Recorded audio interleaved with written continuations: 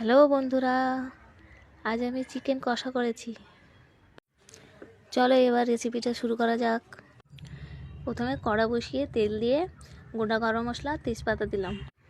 এরপর পেঁয়াজ দিয়ে হালকা লালচে লালচে করে ভেজে নিতে হবে।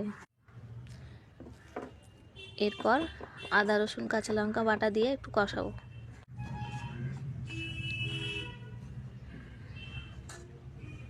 এই দোকানে কি বসে প্র্যাকটিস করো? এরপর নুন, হলুদ আর কাঁচা লঙ্কা দিলাম।